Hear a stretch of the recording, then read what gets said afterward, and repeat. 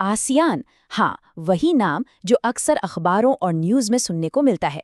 लेकिन क्या कभी सोचा है कि ये सिर्फ एक नाम नहीं, बल्कि उससे कहीं ज्यादा है। ये असल में एक ऐसी ताकत है जो हमारे पड़ोसी दक्षिण पूर्व एशिया की पूरी तस्वीर बदल रही है। तो चलिए आज इसी पावर हाउस को थोड़ा और करीब से समझते हैं। तो शुरू करते हैं इसके पूरे नाम से, association of south east Asian Nations. अब जरा उस दौर में चलते हैं जब ये बना था। कई देश नए नए आजाद हो रहे थे, लेकिन माहौल में ना एक तरह का तनाव था, खिंचाव था।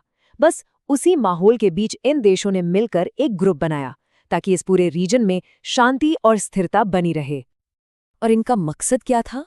वो इनकी इस मोटो में, इस आदर्श वाक्य में साफ झलकता है। एक दृष्टि, एक पहचान, एक समुदाय। मतलब सभी देश मिलकर एक कॉमन फ्यूचर देखेंगे, दुनिया में अपनी एक अलग पहचान बनाएंगे और सबसे जरूरी एक मजबूत कम्युनिटी की तरह एक दूसरे का साथ देंगे। और आज की तारीख में ये कोई छोटा मोटा ग्रुप नहीं है। इसमें कुल मिलाकर 10 देश शामिल हैं और ये 10 देश मिलकर दुनिया के नक्शे पर एक बहुत बड़ी जियोपॉलिटिकल ताकत बन चुके हैं। अब जरा इसकी ताकत का अंदाजा इसकी आबादी से लगाइए। लगभग 65.5 करोड़ लोग।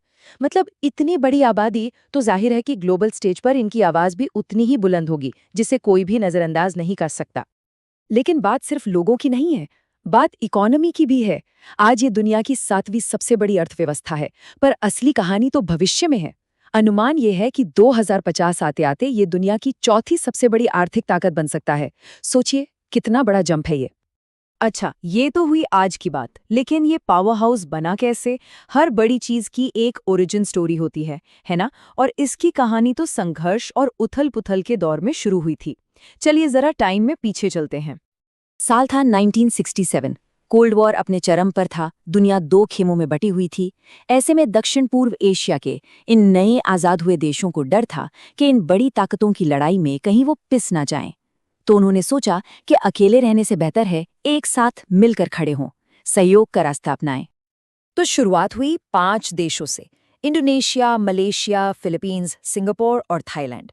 फिर जैसा होता है, ये परिवार धीरे धीरे बढ़ता गया और देश इस कारवां में जुड़ते गए और फाइनली 1999 में कंबोडिया के आने से ये 10 देशों का पूरा कुनबा तैयार हो गया, जिसने पूरे दक्षिण पूर्व एशिया को एक साथ ला दिया। अब सवाल ये उठता है कि ये 10 अलग-अलग देश, जिनकी सोच, कल्चर, पॉलिटिक्स सब अलग है, ये मिलकर फैसले कैसे लेते हैं? यहीं पर आती है इनकी सबसे खास और अनोखी बात, जिसे कहते हैं द आसियान वे। इसे समझने के लिए सोचिए कि आसियान की पूरी इमारत 3 पिलर्स यानी 3 स्तंभों पर खड़ी है। पहला पिलर पॉलिटिकल सिक्योरिटी, मतलब आपस में शांति और सुरक्षा बनाए रखना।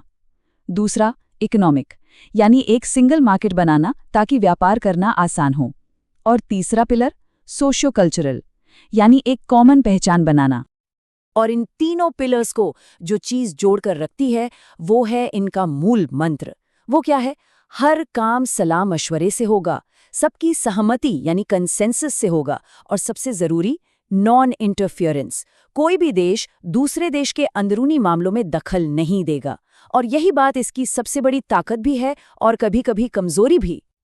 देखिए, फायदा तो साफ है, आपस में भाईचारा बना रहता है, कोई किसी पर अपनी बात थोपता नहीं और बड़े झगड़े नहीं होते। लेकिन इसका दूसरा पहलू ये है कि फैसले लेने में बहुत देर हो जाती है। कोई मुश्किल मुद्दा आ गया तो जब तक 10 के 10 देश हाँ नहीं बोलेंगे, तब तक बात आगे नहीं बढ़ती।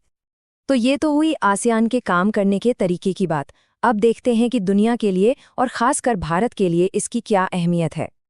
भारत और आसियान का रिश्ता बहुत गहरा है। ये भारत की एक्ट ईस्ट पॉलिसी का, आप कह सकते हैं, सेंटरपीस है। इस पॉलिसी का पूरा फोकस ही इन देशों के साथ अपने स्ट्रेटेजिक और इकोनॉमिक रिश्तों को मजबूत करना है। और ये सिर्फ पॉलिसी के बातें नहीं हैं, नंबर्स भी इसकी गवाही देते हैं। भारत के टोटल ट्रेड का 10.6% हिस्सा सिर्फ आसियान देशों के साथ है। ये एक बहुत बड़ा आंकड़ा है जो इस पार्टनरशिप की इकोनॉमिक इंपॉर्टेंस को बताता है। पर ये रिश्ता सिर्फ व्यापार तक ही सीमित नहीं है, एक फ्री ट्रेड एरिया है। हर साल दिल्ली डायलॉग होता है जहां बड़े बड़े मुद्दों पर बात होती है।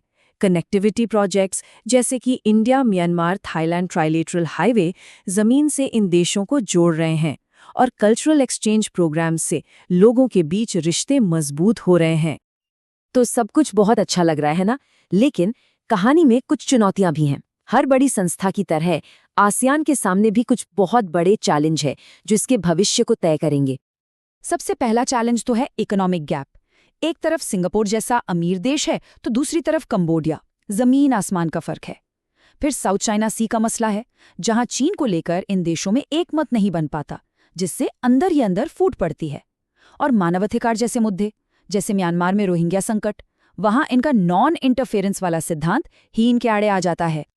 तो इन सब बातों को देखते हुए आखिर में सवाल यही उठता है कि एक तरफ दुनिया की बड़ी ताकतों का दबाव है, दूसरी तरफ अपने अंदरूनी मतभेद हैं। इस मुश्किल बैलेंसिंग एक्ट के बीच क्या आसियान अपनी एकता को बनाए रख पाएगा? क्या ये सच में एशिया का भविष्य लिखने में एक अहम किरदार निभा पाएगा? ये एक ऐसा सवाल है जिसका जवाब सिर्फ आने वाला वक्त ही